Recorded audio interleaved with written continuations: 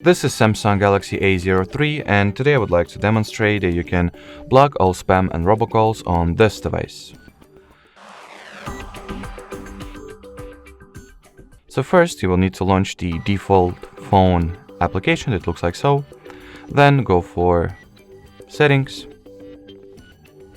From here, tap at the Caller ID and Spam Protection section, turn it on by enabling this switch, agree at the policy and terms of service.